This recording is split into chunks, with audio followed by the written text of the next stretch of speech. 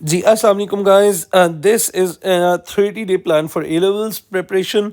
Mostly ये लोग अक्टूबर नवंबर वालों के लिए, लेकिन आई थिंक ये जो भी लोग 30 डेज़ में ए लेवल्स का कोई भी एग्ज़ाम देना चाह रहे हैं तो ये उसके लिए गाइडलाइन है। Now this I am not going to divide this into individual components. सब कंपोनेंट्स का एक ही गाइडलाइन रहेगा। तो अब डिपेंड करता है आप 2 कंपोनेंट्स दे रहे हो या 4 कंपोनेंट्स दे रहे हो, तो आप अपना वर्कलोड उसके अकॉर्डिंगली मल्टीप्लाई कर लेना है इसके साथ। तो अब मैं सबसे पहले किसी भी एक कंपोनेंट के लिए मैं आपको उसका वर्कलोड समझा देता हूँ। ए लेवल्स और ओ लेवल्स में एक डिस्टिंक्ट फ़र्क ये है कि ए लेवल्स में हमारी टॉपिक वाइज प्रैक्टिस की वर्थ ज़्यादा होती है, इसको हम हाई इंपॉर्टेंस देंगे then as compare to yearly practice. Yearly practice की भी वर्थ होती है, लेकिन वो डिफरेंट चीज़ को एम कर रही होती है, टॉपिक वाइज डिफरेंट को।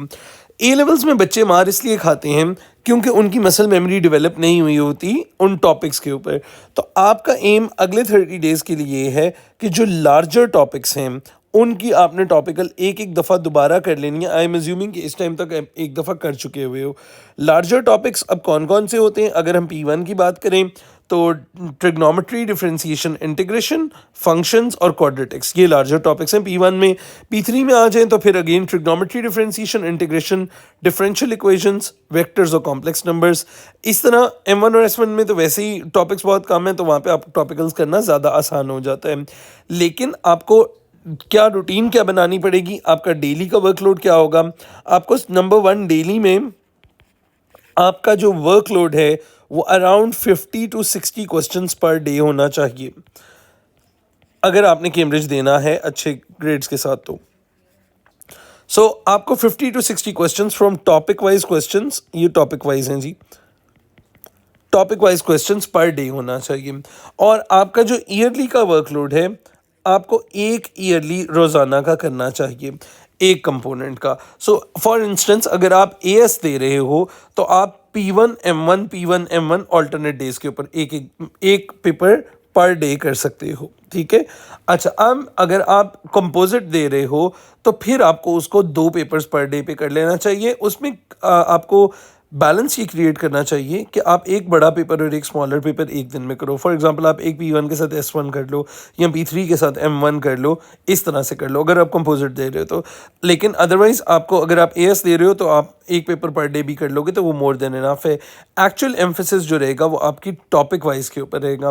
मैंने ऑलमोस्ट P1 के तो मैंने बहुत ज़्यादा टॉपिक वाइज, और P3 के भी एक्चुअली टॉपिक वाइज जो है उनके बहुत ज़्यादा मैराथॉन्स हुए हैं।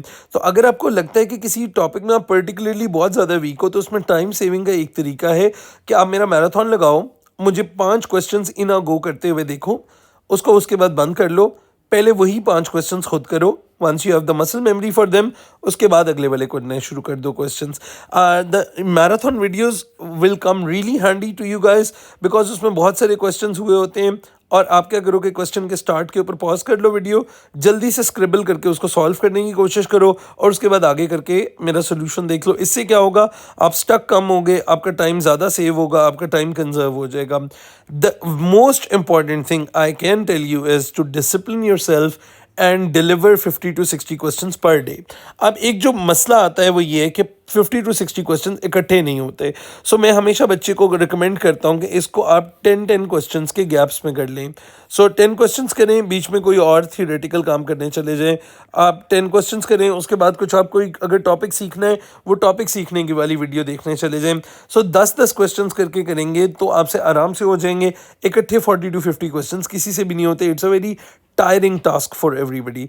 तो ए लेवल्स के लिए मेरे पास कोई और शॉर्टकट, कोई और एडवाइस नहीं है अपार्ट फ्रॉम कि आपको एक्सटेंसिव टॉपिक वाइज प्रैक्टिस करनी पड़ेगी।